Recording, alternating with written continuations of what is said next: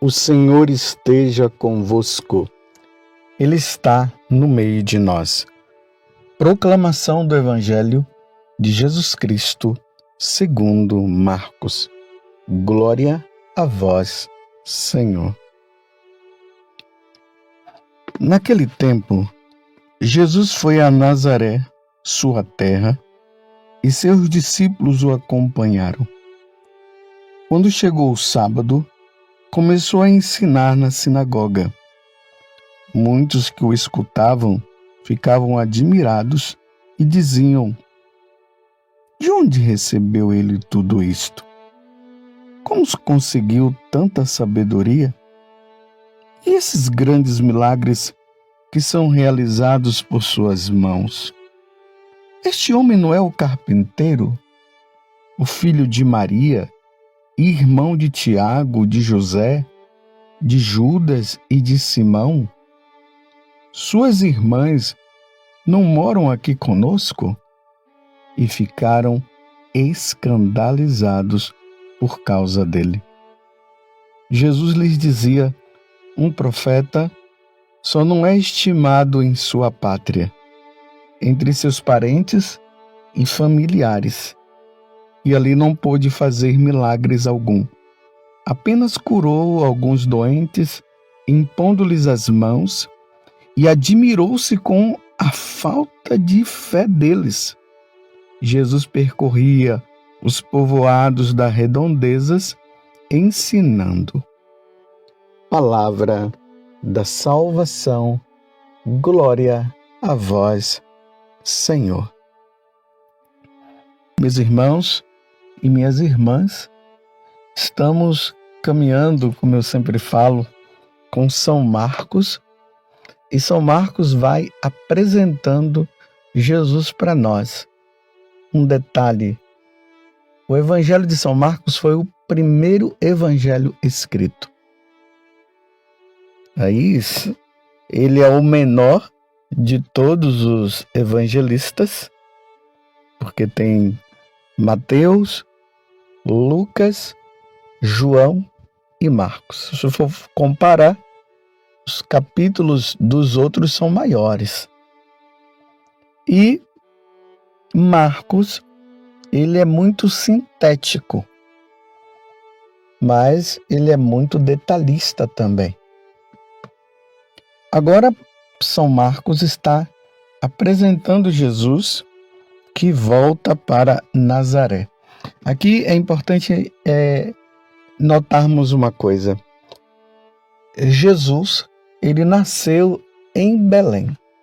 As profecias do Antigo Testamento diziam que o Messias viria de Belém. Lembram que no Natal, César Augusto, ele instituiu lá um decreto, um recenseamento, e José e Maria, eles moravam em Nazaré e foram para Belém. Tudo isso foi providencial para que Jesus pudesse nascer em Belém, como as profecias diziam. Belém é também a cidade onde Davi nasceu. Então, Herodes, quando Jesus nasce, Herodes pretende matá-lo, e aí eles vão para o Egito, e quando eles retornam do Egito, eles voltam para Nazaré. Então, em Nazaré, Jesus foi criado lá. Então, quando ele volta do Egito, Jesus foi crescendo ali na cidade de Nazaré. Por isso que aqui está dizendo, nós estamos no capítulo 6, do versículo 1 até o 6 do Evangelho de São Marcos. E aqui diz: naquele tempo Jesus foi a Nazaré, sua terra, e seus discípulos o acompanharam. Então, a terra aonde ele foi criado, mas aonde ele nasceu foi na cidade de Belém. E aqui acontece uma coisa, deixa eu retomar de novo outro fato importante para nós entendermos o evangelho de hoje. Vocês se lembram que eu tenho falado que Jesus, ele foi para Cafarnaum. ele usou Cafarnaum como o lugar aonde ele ia divulgar a boa nova, porque Cafarnaum era um lugar central, era um lugar muito importante para que a divulgação do evangelho pudesse chegar também às nações. Então, Cafarnaum era o quartel-general de Jesus. Então, até então, o que é que nós temos visto? Jesus ali na sinagoga, vai para a casa da sogra de Pedro, e depois ele vai para o mar da Galileia. Esses dias nós vimos Jesus saindo ali agora da região de Israel, e ele vai para a Decápole, que são 10 cidades pagãs, e lá nós vimos Jesus expulsando o demônio daquele homem. Agora Jesus volta e ele vai para onde? Ele vai para Nazaré. Depois da fama dele ter se espalhado por tantos lugares, ele vai para Nazaré. É importante nós notarmos que lá também, no Evangelho de São Lucas, fala que Jesus, logo depois que ele foi batizado, ele foi para o deserto ali, porque o batismo já foi no deserto, mas ele foi para um lugar mais profundo no deserto, e lá foi tentado pelo demônio, e lá diz que ele, cheio do Espírito Santo, ele foi para Nazaré, para a sinagoga de Nazaré. São Marcos aqui mostra, agora, de uma forma não igual a São Lucas, porque ali diz que ele foi para a sinagoga, e aqui Marcos diz que um dia de sábado, ele também chegou ali a ensinar na sinagoga, o povo estava escutando. Esse detalhe aqui, Lucas mostra de forma diferente. Lucas vai dizer que Jesus foi, abriu o livro do profeta Isaías, ele disse: hoje esse oráculo está acontecendo, que era Isaías 61, que oráculo que estava acontecendo? O Espírito do Senhor repousa sobre mim, porque ele me enviou para proclamar a boa nova aos pobres, para libertar os cativos e assim por diante. Então, quando Jesus, estando ali na sinagoga, ele começa a falar, o povo fica admirado. Muitos que o escutavam ficavam admirados. E a admiração era tão grande que eles olhavam para Jesus e diziam: mas como pode? Como pode vir tanta sabedoria desse homem? Mas esse homem não é o filho do carpinteiro? Ele não é o filho de Maria? Nós não vimos ele ali com os parentes dele? Porque foram 30 anos Jesus quietinho, aprendendo as coisas com José, o ofício de carpinteiro, ali aprendendo com Nossa Senhora as coisas. E agora ele se apresenta com tanta sabedoria, e o pessoal começa a dizer assim: mas e esses milagres que são realizados por suas mãos? Como pode uma coisa dessa? Mas quem é ele? Ficaram escandalizados. Só que esse escândalo aqui é um escândalo de rejeição. Eles rejeitaram Jesus. No Evangelho de São Lucas, no capítulo 4, depois vocês dão uma lida lá, vocês vão ver que eles quiseram até jogar Jesus no precipício. E aí eles começam com umas jogadinhas, falando: se você fez milagre lá, como fez em Cafarnaum, em todos os lugares, faz aqui também, né?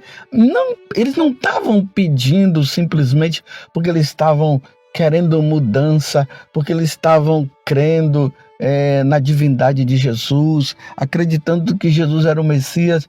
Não, eles estavam ali rejeitando mesmo o Senhor.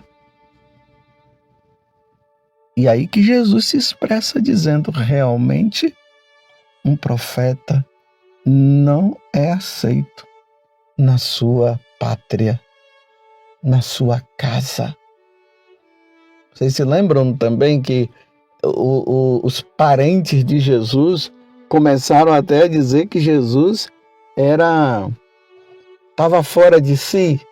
Esse fora de si aqui é uma expressão para dizer ele está doido, ficou doido, nem comer ele quer mais, porque Jesus estava ali naquela ação de pregar o evangelho, que era tão grande, que não tinha nem tempo para comer, então começaram a chamar ele de doido. A rejeição.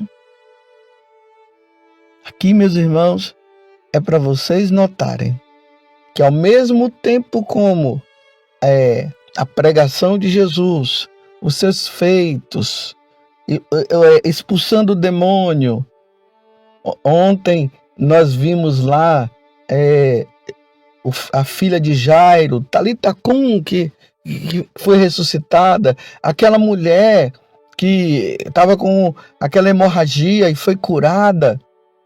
Ao mesmo tempo que a fama dele crescia por parte do povão, Jesus foi rejeitado pelas autoridades religiosas e foi rejeitado pelos seus parentes e foi rejeitado também pela sua pátria, Nazaré, onde ele foi criado. Vocês compreendem que a vida de Jesus não foi tão fácil assim? A fama dele se espalhava, mas era uma espada de dois gumes. Era aceito e rejeitado. Eu fico imaginando a decepção também de Jesus com os nazarenos. Eles não o aceitaram. Mas vocês poderiam dizer assim: mas Padre José Augusto, e o que é que tem isso a ver conosco? Tem muito a ver, meus irmãos. Tem muito a ver. Quantas pessoas que são desacreditadas pelos seus parentes por causa da conversão dele. Está ali naquele processo de conversão, de mudança de vida, e é desacreditado pelos parentes. Justamente os parentes que poderiam incentivá-lo, acabam não incentivando. Você já viu aquelas pessoas que dizem assim: vamos ver até onde é que vai essa conversão. Vamos ver até onde vai essa mudança de vida. Ah, eu conheço, eu sei quem é você. Enquanto as pessoas de fora acreditam na mudança de vida, os de dentro, aqui abre um parêntese, eu não estou dizendo que são todos, mas acontece muito entre os parentes. O descrédito por parte deles quando acontece uma pessoa ali que faz parte daquela família e que está mudando de vida. Fecho parênteses. Foi isso que aconteceu. Jesus não foi acolhido nem pelos parentes, nem pelo povo de Nazaré, e muito menos pelas autoridades. Só o povão estava com ele. Vamos imaginar que Jesus se sentia só. Talvez você que esteja na caminhada tenha até se sentido só. Mas Deus está contigo. Não desanime, não. Deus está contigo. O que importa é a vida nova que você está levando. O que importa é a vida com Deus. Muitas vezes, nesse momento, nós somos provados. Deus permite até a provação para que nós não nos orgulhemos, para nós não nos acharmos melhores do que os outros. Aí Deus até permite essas provas. Paulo, ele foi rejeitado em Atenas. A pior pregação que Paulo fez foi em Atenas. Converteu ali algumas pessoas. Ele foi rejeitado também. Ainda mais quando ele começou a falar da ressurreição dos mortos, aí é que eles não quiseram saber dele mesmo. Nós passamos por isso. Na primeira leitura hoje, Deus, na carta aos Hebreus, Deus falando pelo autor da carta aos Hebreus, ele diz que é para a vossa educação que sofreis. E é como filhos que Deus vos trata, pois qual é o filho a quem o pai não corrige? No momento mesmo, nenhuma correção parece alegrar, mas causa dor.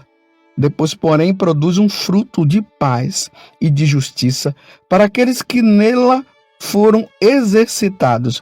Nós estamos na carta aos Hebreus, capítulo 12, do versículo 4 até o 15. Portanto, ele diz: firmai as mãos cansadas e os olhos enfraquecidos, acertai os passos dos vossos pés, para que não se extravie o que é manco, mas antes seja curado. Aí, vejam só. Quantas pessoas que seguem a Deus e agora estão dizendo assim, diante de provas que elas estão vivendo: ninguém me compreende, ninguém me ajuda, eu estou sozinho. Se você for ler a vida dos santos, eles passaram por momentos difíceis, de solidão, não tiveram ninguém que cuidasse deles. A Santa Dulce dos pobres, quando ela começou a recolher ali em Salvador aquelas pessoas, e depois ela levou lá para aquele galinheiro e ficava ali cuidando. Ela passou por uma prova de 10 anos. A congregação foi retirada dali e ela ficou só cuidando daqueles pobres.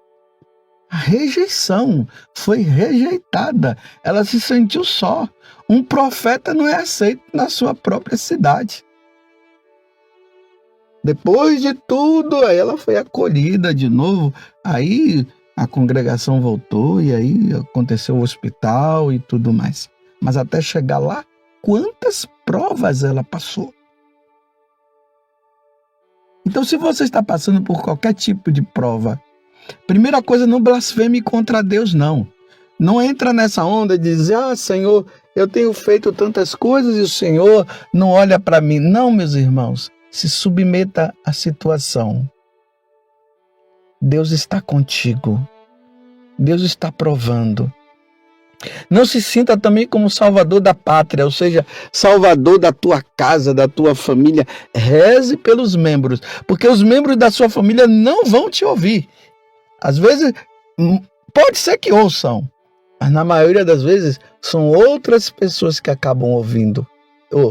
Que eles ouvem, e aí pode até acontecer a mudança. Aí nesse momento é tempo de oração, de penitência, de oferecimento a Deus. E aí os frutos serão colhidos depois. Então Jesus foi rejeitado pelos seus. Você está sendo rejeitado? Então olhe para Jesus e veja que também ele foi rejeitado.